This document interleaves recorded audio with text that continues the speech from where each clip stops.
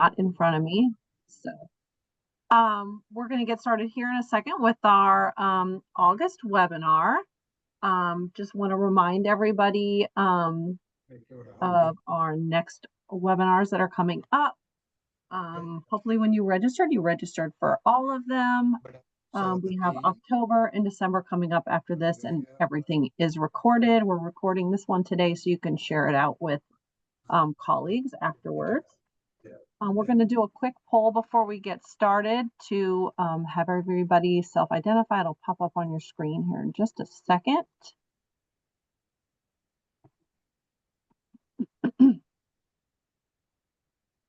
And then while you're doing that, I'm going to stop sharing so that our presenter can share, and she'll introduce herself and all of that when she gets started. So I'm going to stop sharing now. All righty. Let me just pull this up and we'll get started.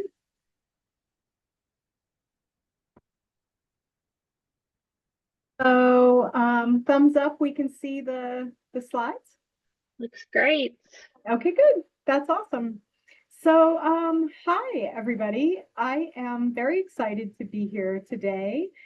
This is a type of conversation that I think is really important, and I'm really excited to be here. And I'd like this to be a conversation, so I don't mind, even though we've got kind of a big group, if people want to unmute and ask a question. I'll be asking you some questions. So having a dialogue, I think, is really helpful. So please don't hesitate to do that. Even though it can get awkward sometimes, we're going to work it out.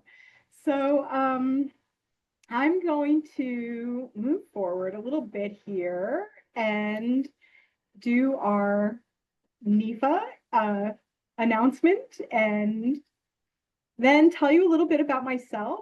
So I am the state leader for home horticulture for Rutgers for the state of New Jersey.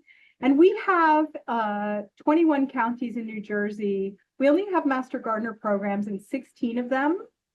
The climate here is very mild, so you can see one of my home gardens at home. We are mostly deciduous and seashore. I have 2 daughters. I'm a fisherman and a very active kayaker, and I do some illustration on the side. But my passion has always been plants, and so it's an exciting time for me to be here to help bring plants to the community of New Jersey. And we are the Garden State. We have about 9 million people in the state of New Jersey, 5 million of which technically have plants. And our goal is to start reaching more and more of them. So we're doing a lot of research and strategic planning into our program delivery, which brings me to why I'm having this topic discussion with you. So today, I'd really like to have a chat about doing surveys and some unexpected data that we received, but I have to be open with us that the publication, that the data for this talk just went in and it hasn't been published yet. And so I am going to talk to us a lot about surveying strategies and some pitfalls, and then I am going to share some data. But because the data hasn't been published yet, there might be a little bit less data in here than we expect, but we can verbally talk about quite a bit of stuff. So let's just kind of go for it. So we have, I'm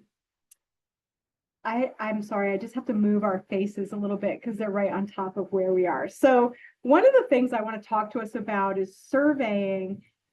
It's really important to our volunteer programs that we do more feedback than we might be typically doing in order to make sure that we have clear objectives and that our volunteers and our organizations are on the same page.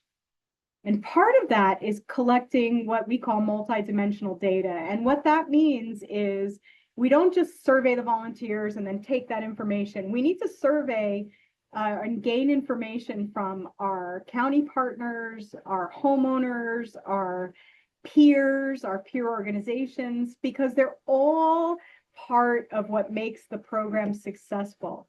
And so we're going to start doing more kind of in-depth, more rich data collection from different stakeholder groups in order to inform the volunteer program. And Rutgers just hired an evaluation specialist to help us do this. And we're so excited to welcome her. She just started.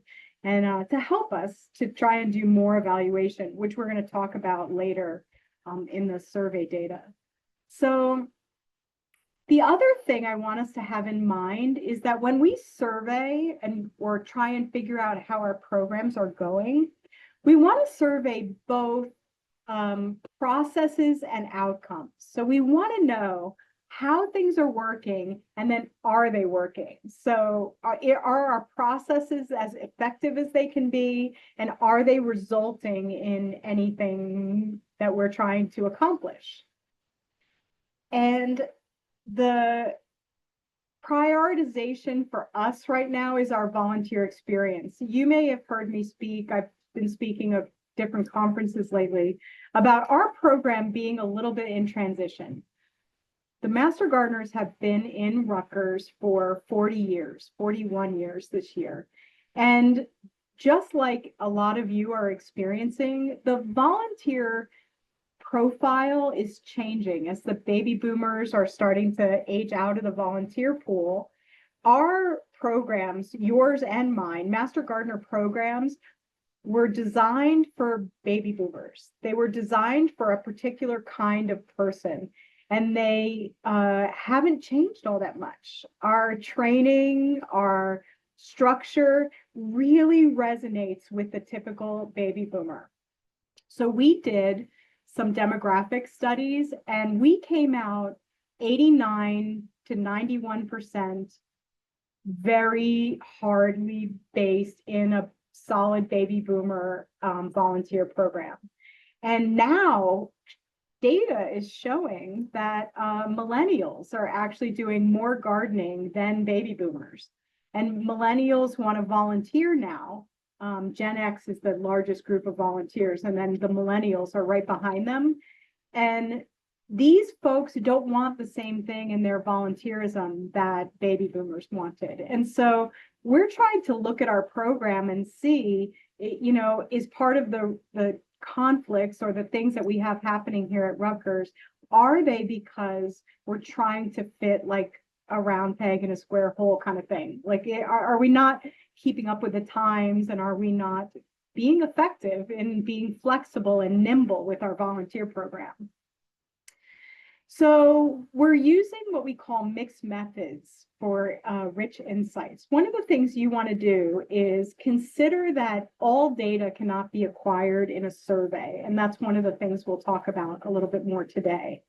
So we need to identify what we're trying to figure out and what is the best way to get it. And sometimes that could be a focus group, it could be an interview, it could be a survey, it could be a test.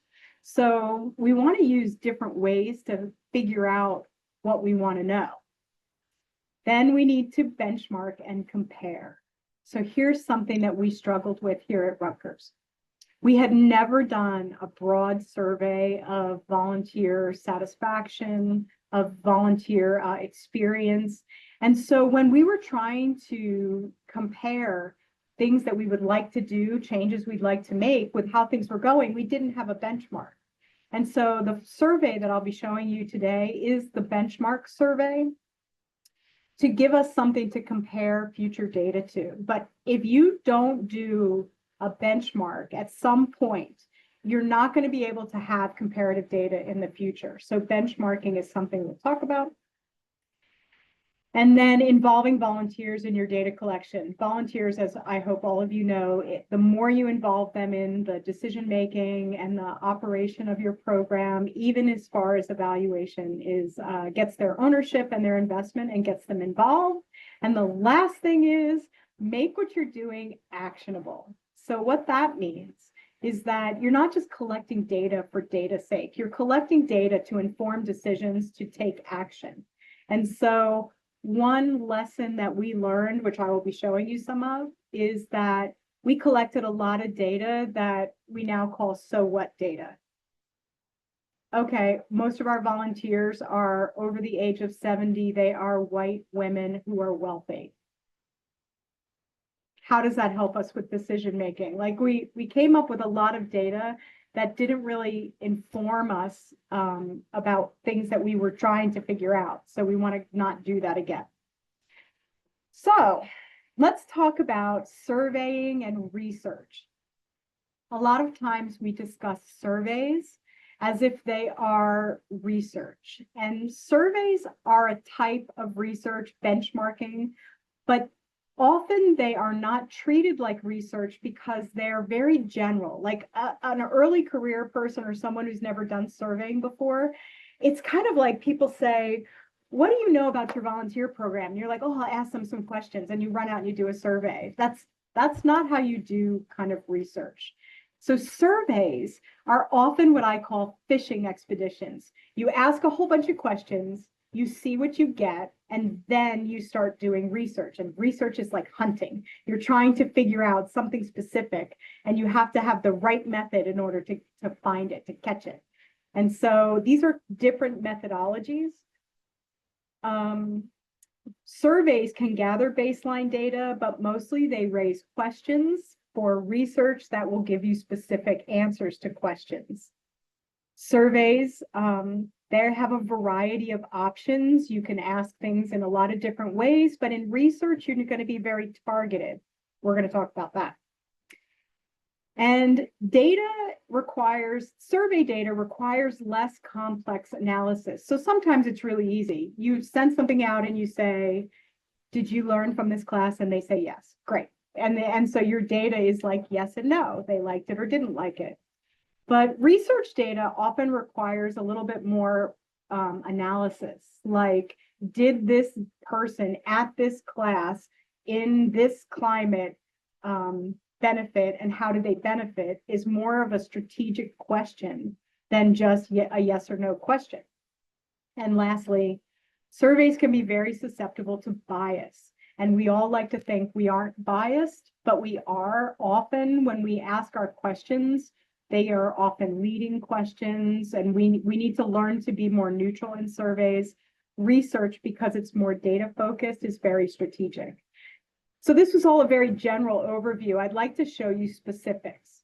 So what we're going to do is we're going to talk about what is a hypothesis. We're going to put our science hats back on. And when we think of data collection, we often don't think that we need a hypothesis. But in a science experiment for research, you need a hypothesis, but you do for a survey collection as well. So without using the term, it's an educated guess. Does anyone want to give me a definition of a hypothesis?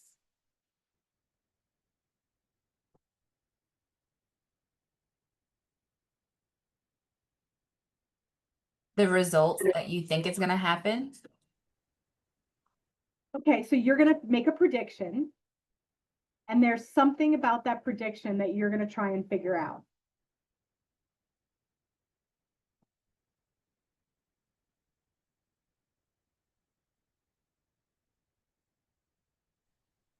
It's called in science the causal effect. It's the cause of the prediction. So you want to have a clear, testable statement that predicts an outcome, but that you can identify the relationship between the cause and the outcome.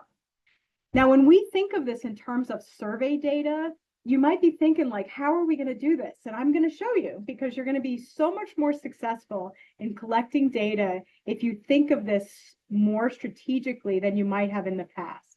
So when you create a hypothesis, you're going to be, it's going to take you like reading and redoing your question a couple times. So here's an example of one of the goals that we had for our survey. The goal was, our training is going to change volunteers' practices at home. So when we try and make a hypothesis out of this, there are so many variables. It's hard. We have to get this down to one variable to ask a question. So our training is a variable. Our training, what training? We have lots of training. Changes, is that a positive change, negative change? What's the change? The volunteers, is it this volunteer in this class? Is it training, interns, existing volunteers. Horticulture is pretty clear. Practices, what practices are we talking about? And in the home garden, in your house. Well, I mean, it's just too nebulous to create a survey question for. So we're going to be very specific. So one of the things we teach about is that we want people to increase native plant use in their houses, in their yards, in their homes. So in order to figure this out, we have to create a very tight hypothesis that gives us a variable to test. So here's an example. Our training has to be something more specific. So our 2025 training course lesson on native plant increased the students who took that class horticulture knowledge. We don't know what this is the variable, the question, the horticulture practice. Did it increase knowledge, identification, value, use, care? It has to be more clear of native plants in their home. And this is super important because these variables all need to be tested separately. And one of the biggest mistakes that people make in surveys is that they ask questions that are too vague, so that when you get an answer, you can't actually tell what is the causal agent, what is the nugget of information that you're trying to identify. So let's do this again, because this is really important. So another one of our goals was to determine if mentors, incorporating mentors into training increases intern success.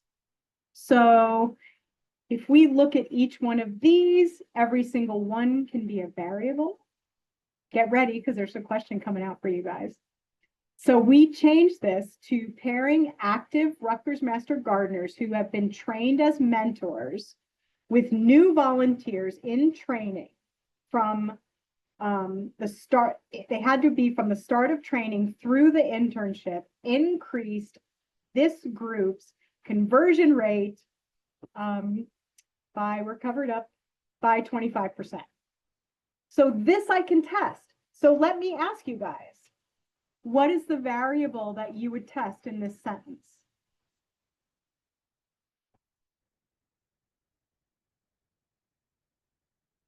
And it's not a trick question. You can answer anything you want. It's all good. Number one. Okay, so we would definitely test number one as a variable. So if we are going to test number one, that the pairing of the mentorship is what made the people successful, everything else stays the same. And you would need to have paired people and unpaired people in order to see if pairing them with a mentor made a difference. You following me with that? So you have to run a class that has no mentors plus a class with mentors, or you have to have a couple people who don't want a mentor tell you they don't want a mentor so that you don't pair everybody. Otherwise, if you don't have that kind of data to compare, it's not going to give you accurate data. Are there any other variables we could test in this sentence?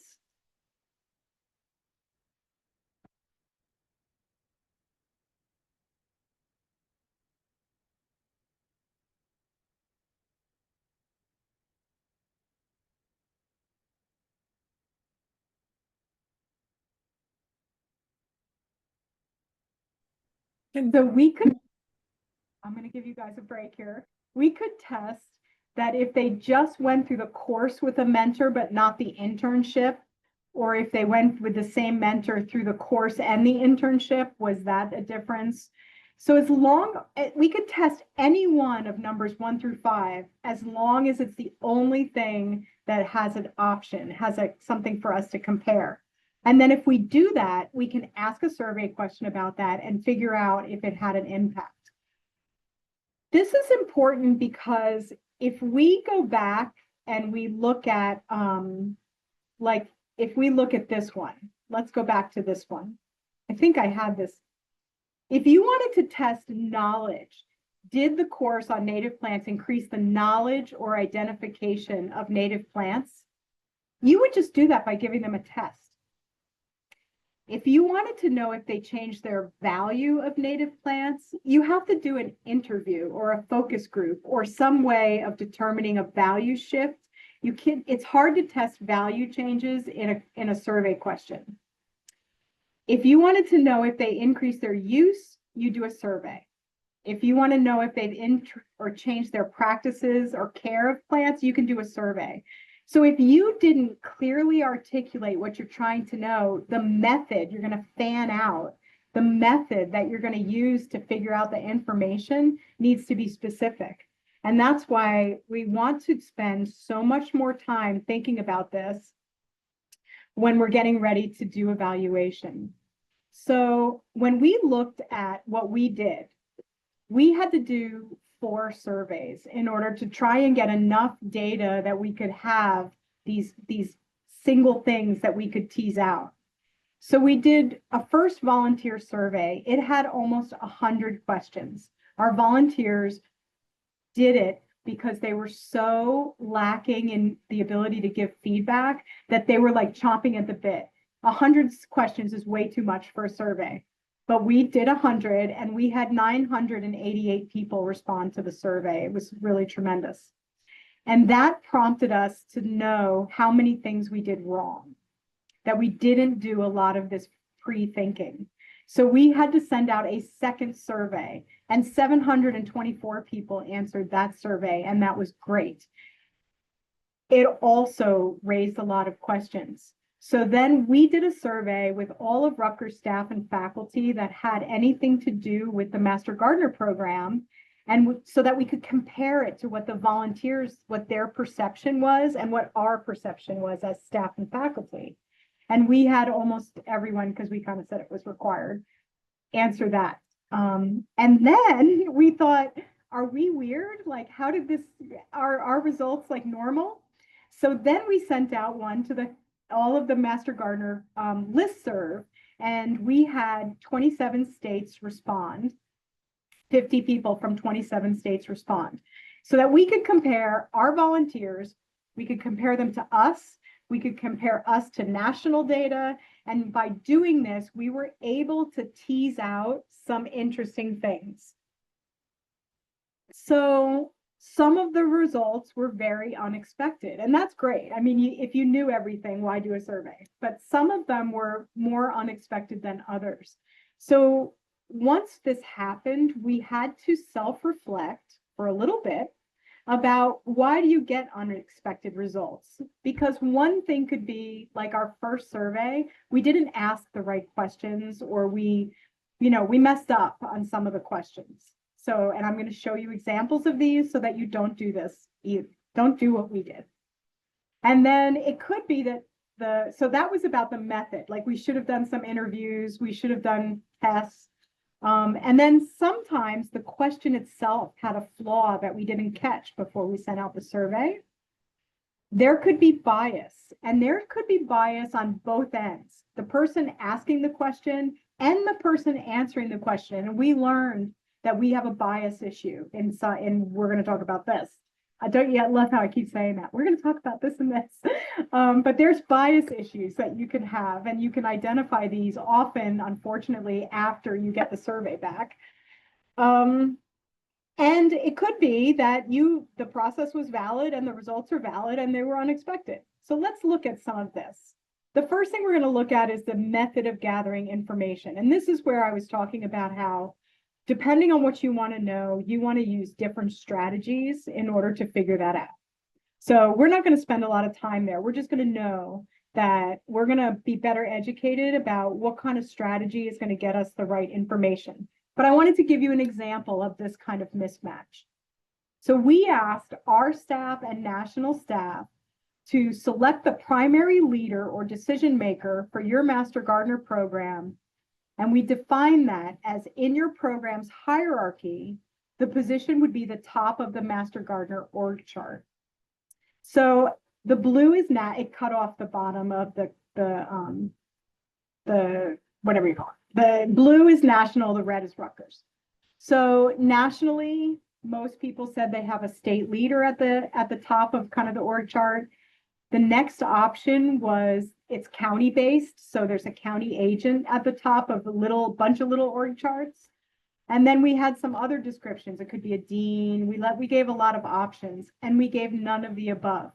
So one thing I want you to take home from this, every single question you ever ask on a survey, you need to have what I call the out, the I don't know, the none of the above, so that it hurts your data if you don't give them the option to say it was none of those.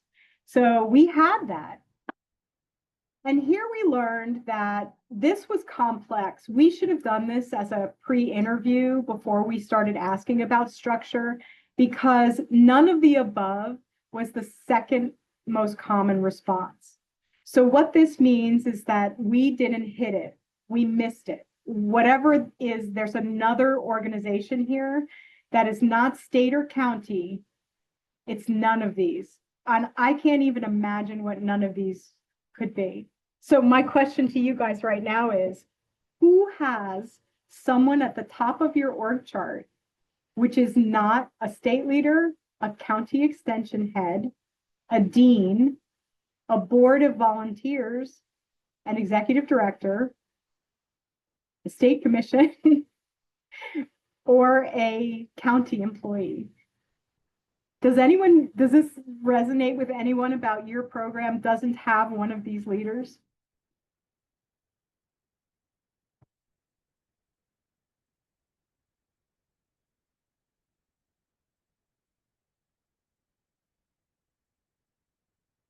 It doesn't sound like it. It would be interesting, and you can drop it into the chat too. I'd be really interested in knowing, because so this is an example of a question that we should have done some prior research, because too many people answered none of the above.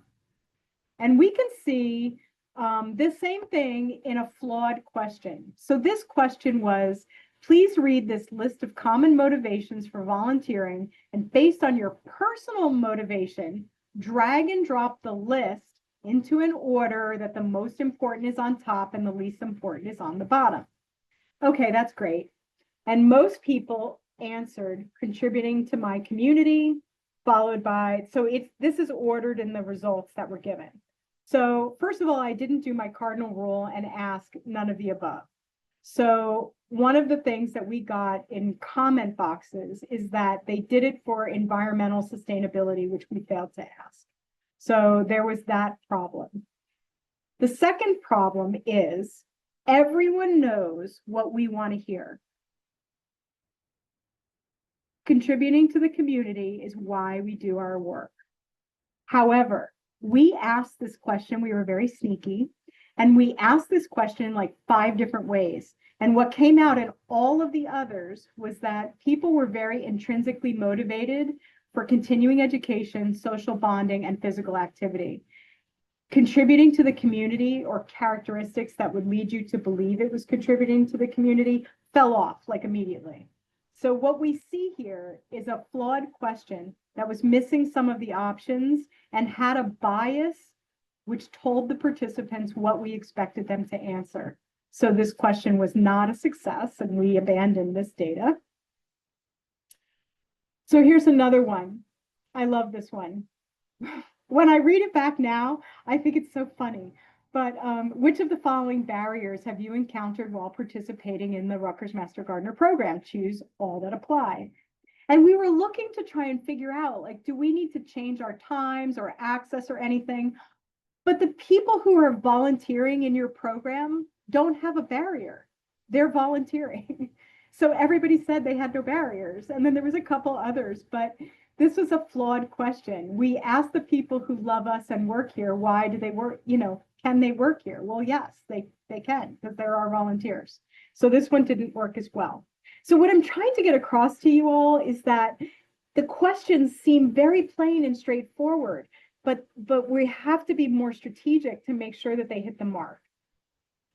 So this is the last one I'm going to show you also about a flawed question.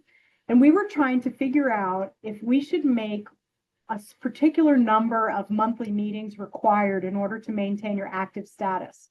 And it never occurred to me that people would want to require that you attend more than 5. but 5 had the largest number of respondents here, which means I missed the end of the bell curve. I needed to ask, we have 12 months, I should have had 1 through 12, and then see where it dropped off to find like where should we kind of settle. But I missed it because most people answered 5. So I don't know, maybe they would have answered 6. So again, this was kind of a little bit of a flaw.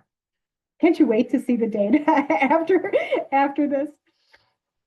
So then we had bias.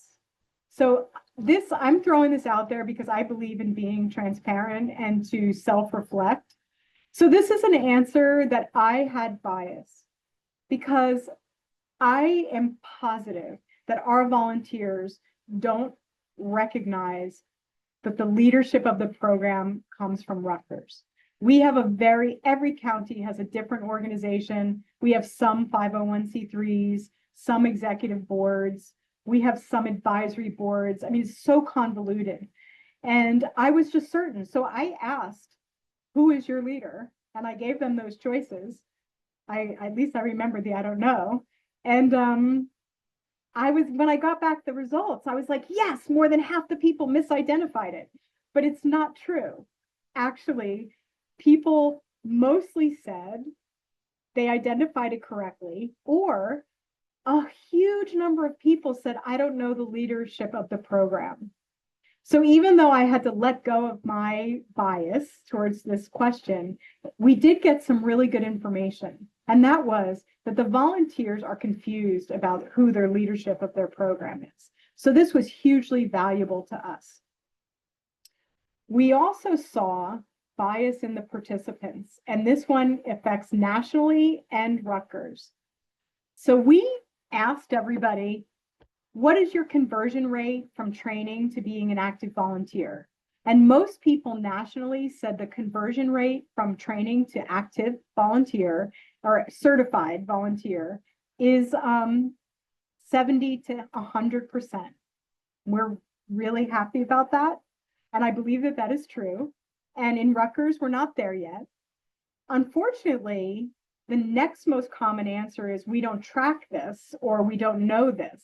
And so that's a little concerning if you don't know how successful your training is to converting people to certified master gardeners. So that is something we are investigating.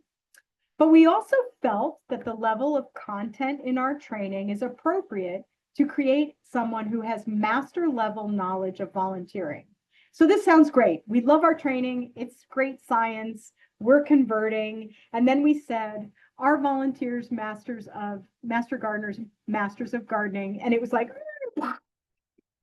nope, we don't view the master gardeners as having mastery level knowledge of gardening.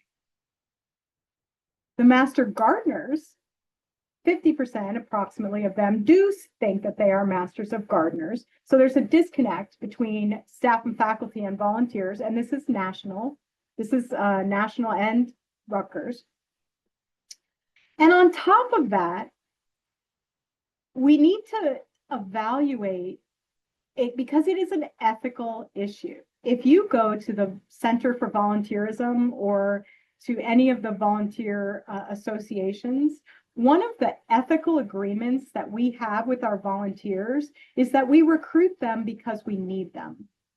So all of us charge a fair amount. One of the things we discovered was $250 to $350 is the average amount that we charge for our volunteer programs. We charge $250 for everything except in one county, we charge $450. You can't charge someone $250, require them to take a year-long training, 80 hours in class, an internship, a project, graduate them and not need them, or not recognize them as having extensive knowledge after that experience. It isn't ethical practice.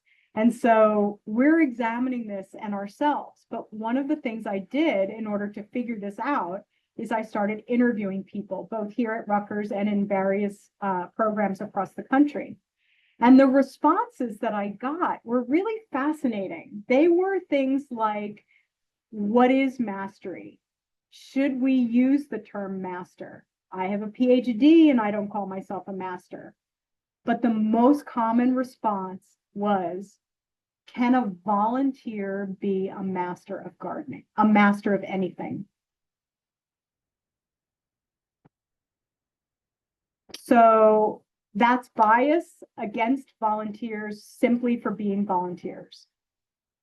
So this is something that we need to check ourselves and to be thinking about.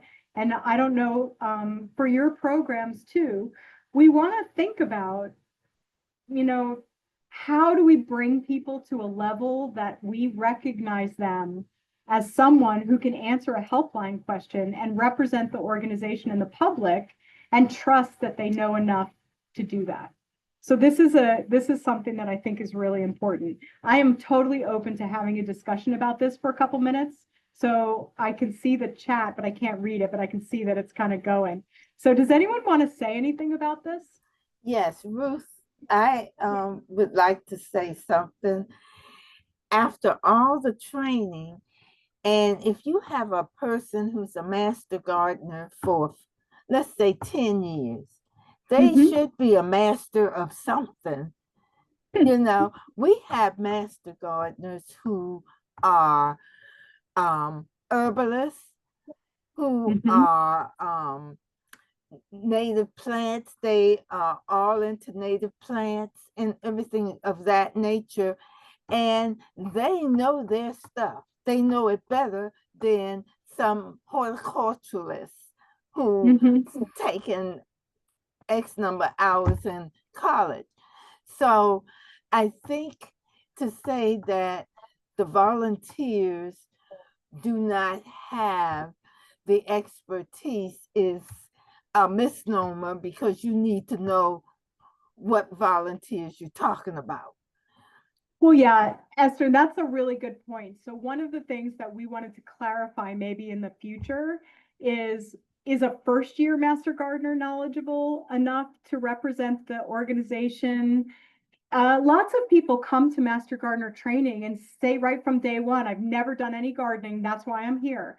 And when that person graduates from training, they probably aren't mastery level knowledge, but we have to be clear about what our expectations are, because we have 2,500 volunteers who represent us in the community, and we have to trust them that they are representing us from a place of knowledge or a place where they know how to get the knowledge.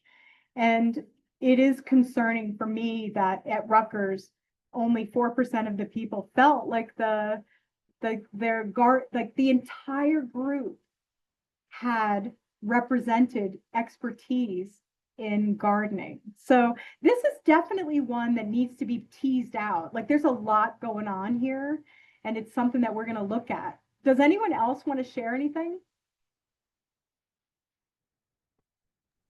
Yeah, I was actually thinking about this recently, and I think there might be opportunities to do even further designations once you complete the initial, based on years in service or specialty, or I'm a level 3 native gardener. All of those designations not only show proficiency and skill, but also can provide opportunities for recognition.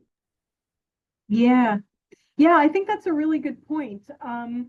And it could be that the face of a master gardener is going to be changing.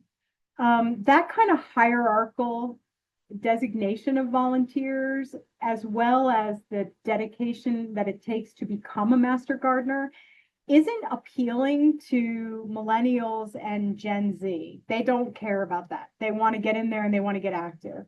And so if we establish too much requirements and hierarchy and expectations in our program, we may be turning away a group of people too. I mean, this is something I think we have to have national conversation about, frank conversation about, and try and vision for the Master Gardener program of the future. It's a dialogue that I think we all should be having more, because I think our programs need to change a little bit in order to be ready for that. Okay, before I go on. jump in and Yeah. say that there are a lot of comments in the chat. I can read them out to you now, or we can hold and go through some of them at the end if you would like. It depends Why on. don't we do a couple? Well, let's do a couple now. Okay. All right. Yeah. So there were quite a few. Sorry, I'm scrolling back. Let's see. There were a few people that said that master gardeners were like lifelong learners. They're not, expected to literally master every horticultural topic, right? They're going to continue to learn and garden. And Mhm. then Courtney shared how some of this naming came from German, and that if in the German language that top proficiency level in horticulture translated as a master gardener. So perhaps that's where some of that Oh, original interesting. naming came from, which, yeah, I didn't know that. That's pretty cool. And then let's see. So then there was a question to see, let's see who said this. Rebecca said it would be interesting to ask if the people who said that they aren't masters, if they think they're qualified to do some of the tasks that we asked them to Yeah. do, which is interesting because I think some of them say they aren't, even though they are. Yeah, I agree. Anyone who would be interested in partnering on some research regarding this topic should drop their name and contact in the chat, or take mine and contact me from my email. I would be very interested in doing some more national type research with this particular topic, because I feel very strongly that when you ask a volunteer to invest in your organization, you need to invest in them in return, and be transparent and have clear expectations. So that's a whole nother topic that we're talking about: volunteer profiling, kind of volunteers you want to have and how you want to make them successful. I mean, it's up to us to make them successful. And so I think this is a topic that I'd love to talk about for a lot, but we have more to do. So I'm going to go on. And so the other thing about so we're there. So now we're going to talk about some unexpected results from good questions and good data. So let's talk about this. So there is a sneaky way to ask a lot of questions in one question, and that is to do a Likert scale: agree, somewhat, disagree, and disagree, and to ask a whole bunch of things in one. And this way you kind of trick the participant into thinking this is one question, and they get less survey exhaustion. So this one has 11 questions. It's a little bit much, but most of the data is pretty expected. There's no standard there's no significant deviation in any of these. But one of the things that came out that was interesting, which we were surprised to see, was 251 people said that they wouldn't mind if they could bring someone with them to volunteer. Now, we're not going to change our whole program based on this, but this is that direction that we were thinking of about millennials, about other people who just want to participate but don't want to become master gardeners. And 251 people out of the respondents is enough. That this was statistically significant enough for us to kind of pay attention to this one. The other one was, I want to hold a leadership position. This was surprising to us, and that's because we struggle sometimes to get volunteers to step into leadership roles. Now, most people said they don't want one, but almost 300 people said they would be interested in holding a leadership position. And this was so not what we were experiencing that we were surprised. However, the next question, my percentages are gone. The next question, it's okay, it's pretty clear, is, are the positions important leadership positions, and will you serve in one? And what we saw here was that most people thought the leadership positions were important, but now it dropped down to only 25% were willing to serve in one. Now that's almost 25% there. So it's not far off the previous question. And even 25% is enough. We don't need everybody to be a leader. but it kind of surprised us when this came out of the data. And now we're going to do the follow-up that we're going to do with this, because when you do a survey, surveys always require follow-up. We're going to do focus groups about how the leadership is perceived and what would motivate someone to initiate that they would become a leader. And then what is the profile of a volunteer who's interested in leadership, so that we can better meet their needs, so that we can better match with them. So this was a kind of an little bit interesting for us. Here's one that I think you all are going to find very interesting. So we asked nationally and in Rutgers about different skills that people believe they were hired for and how they rated them. And it turned out that most Master Gardener coordinators replied that the thing that they were hired for most, the most contributing skill that got them their job, was a horticulture background, 60%. 25% said for teaching, and 15% said for management. Now think about that, because what happens, this is a change graph. And what this means is that if you took the 0 line as your baseline, this is me when I was hired, everybody reported that they used significantly less horticulture skills than they were hired for, significantly more management, and significantly less teaching. So what this says is that we hire people who are horticulturists, maybe teaching, and all they're doing is management, managing people, managing volunteers, managing programs. They're managers. Now I want you guys to think about, are the Master Gardener coordinators in your university early career people, like entry-level people? They are here mostly. I mean, some of them have been here for a while, so they're not, wouldn't describe them as early career, but many of them are early career and they have horticulture backgrounds. And they're coming into a situation where they're managing retired executives, professionals, people who have work experience far beyond their own. Lots of them. Like, there's no management portfolio in the corporate or academic world where you manage over 100 people. And on top of that, you have no management background. And what we're seeing in a national trend is Master Gardener coordinators are burning out and they're cycling out of their positions because it's really difficult. It's really hard. And when we looked at, are we supporting these people? So we've hired them and they might not have the skill set that they actually needed to do the job. Then we looked at, did we give them the professional development that they needed to be successful? And in some cases, yes, ironically, in horticulture. Most Master Gardener coordinators, both nationally and at Rutgers, said they have access and have taken horticulture professional development. They already had horticulture skills, but I'm glad that they get professional development in anything they can. It goes down a little bit in some of the others, and we're going to talk about impact assessment, and management is the least thing that at Rutgers they have access to. It's a little bit better in the nation scene, but then we start seeing that many of them don't. So at Rutgers, 75% of the respondents did not have access or have not taken any professional development in management. We're not setting people up for success. So this was a little surprising.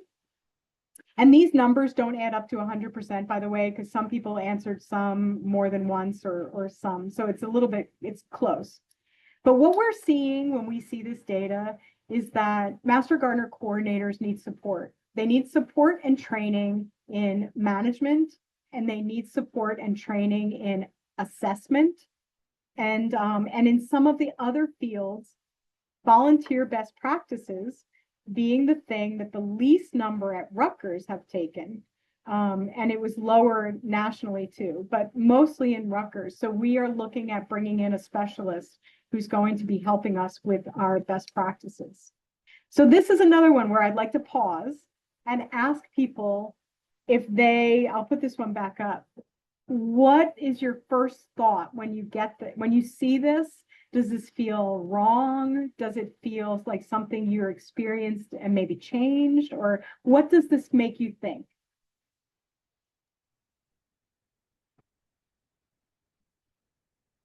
This is Kelly in Cattaraugus County. That seems pretty right on to me. That's exactly what's happening out here. All right.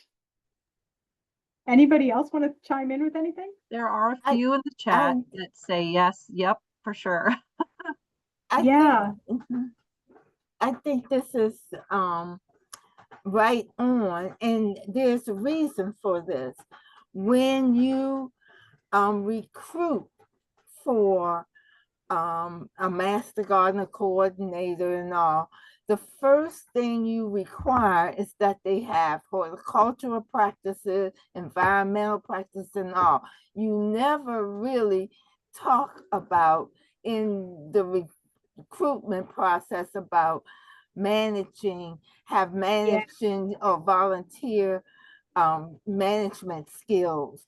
But Yeah. if they have a degree in horticulture, they are in. If they have a degree in management skills, they may not be in unless they have some Yeah. horticultural stuff. So that's the reason why this is like this. The paper that we're submitting that should be coming out soon is about this, because we need to invest in the right people to lead our programs. And no, if this isn't meant to offend anyone, everyone who's hired, you can have the right skills, you can not have the right skills, you can get professional development training. It's not about that. It's about setting people up for success. So we spoke at the conference in Santa Fe about this, because I brought some early career staff with me to share their experiences about trying to manage people who had so much better management skills than they did. And one of them was expressing that she got overrun by her volunteers. They just bulldozed her right over. And she didn't know how to kind of re-equalize that relationship. And another one abdicated to the volunteers. She was like, I don't know how to do this. You guys set up your practices. And that program slowly but surely diverged from the goals of Rutgers because the volunteers were now independent. It just, there's problems with if you don't manage using volunteer best practices.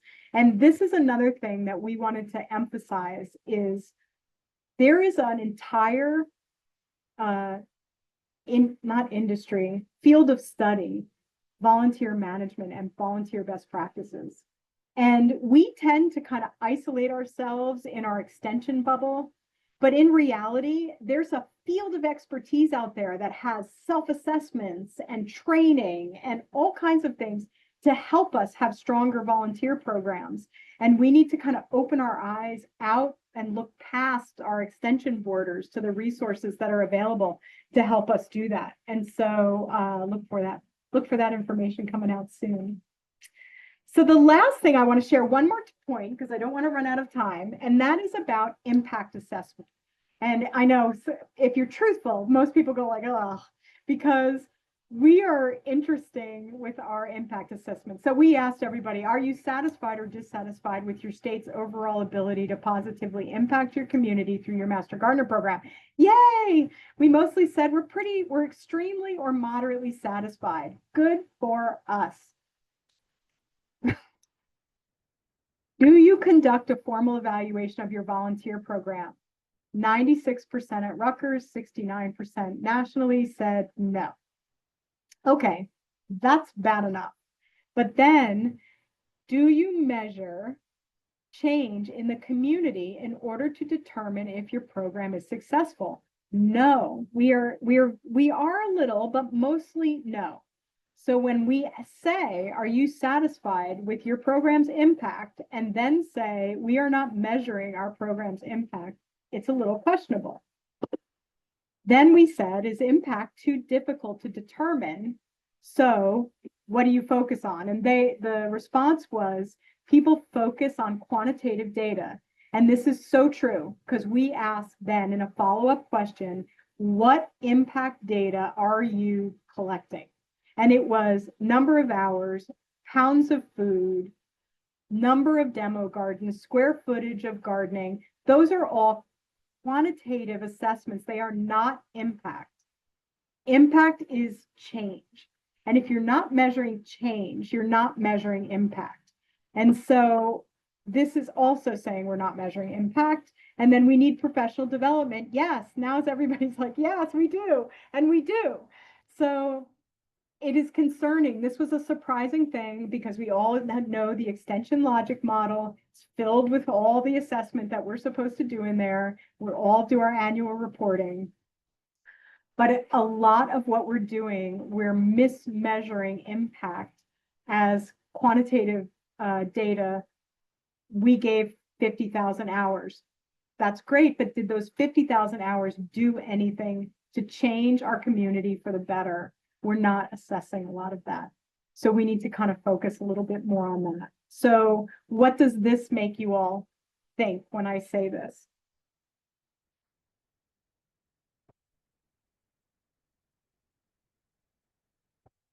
You can say you think that I'm crazy. That's fine.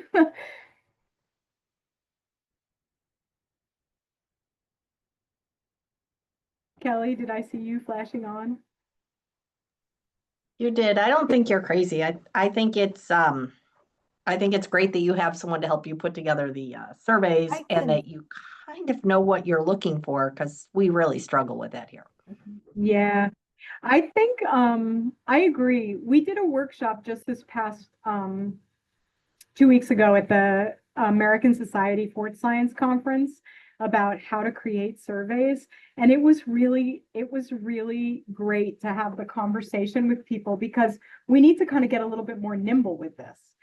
But let me say that doing any kind of data collection is better than nothing. But again, nationally, we need to start having national conversations about the Master Gardener program in general, because we're all really doing kind of the same things and we shouldn't be reinventing the wheels and we should be helping each other. And so I don't know how to make that happen, but I'd like to try. I think it's important and it's hard. Impact assessment is hard. The last thing, like if somebody takes a class to learn how to plant trees, do we call them a year later and ask if the tree is alive? Like it's really something that's difficult and it's not intuitive how to figure out how to do this. So I'm not meaning to criticize anyone. It's just, we need to be truthful. This survey was anonymous, and so it was able to give us some really good results. So we are about to run out of time. So the last thing that last one was just that we're not really goal setting. So today we've talked about, we need to be more conscious in how we collect data and what we're doing with our surveys. We need to look for flaws. We need to be really kind of conscientious about that. And then we need to do this though. It's awkward. It takes time. We kind of don't know what we're doing, but we need to try, because if we don't, that mismatch between my program is making an impact and I'm not even measuring impact, that's not okay. That's wasting our university's resources. It's wasting our volunteers' time if we're not actually making sure that what we're doing is worthwhile. So that is my challenge to everyone. And I hope that this kind of was helpful to get this conversation started. And anybody who's interested wants to reach out to me for more information or just to chat, I'm open. I love partnerships. So please give me a call.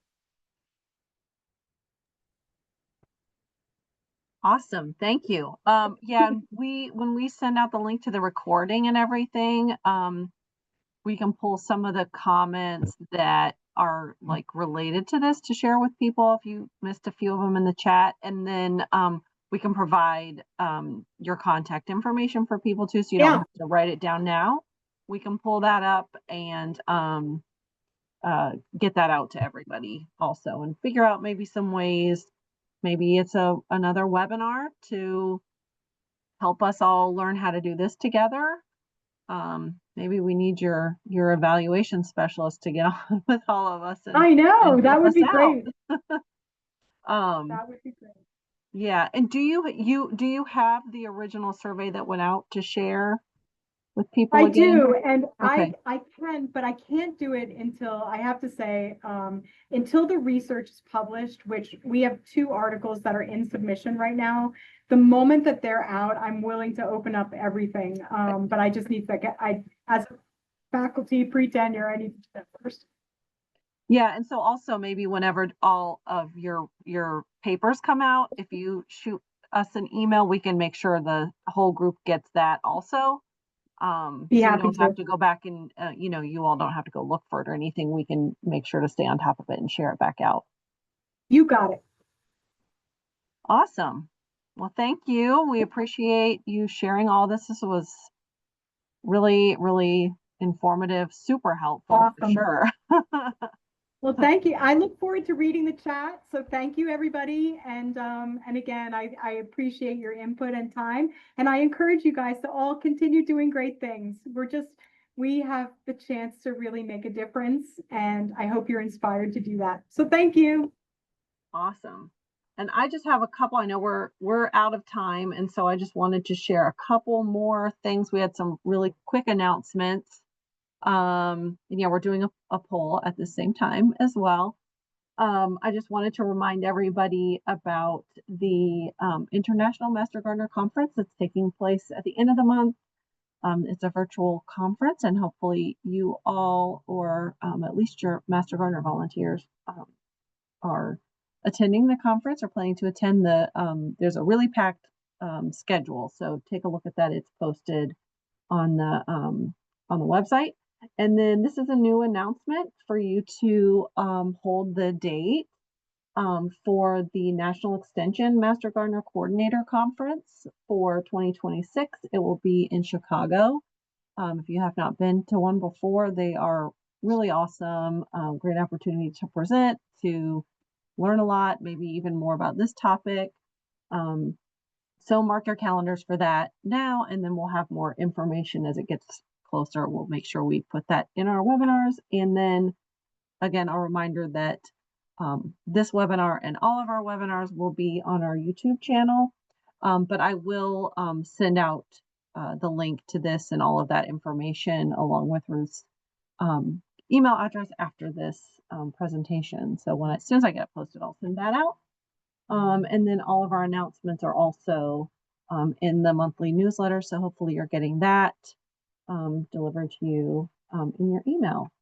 And our next webinar will be in October. We hope everybody can attend. It'll be a panel discussion on volunteer recognition. We did put a call out via email for anyone that maybe is not on the panel but has some ideas on volunteer recognition. If you want to share those with Ashley and I, we can use those in the presentation for our next webinar. So we appreciate it. Thank you all for attending, and we will send out the recording as soon as we have that. Oh, I'll go back to the slide on the newsletter. I'll hold it here for just a second, and then I'll close out the meeting. So thank you all so much for attending.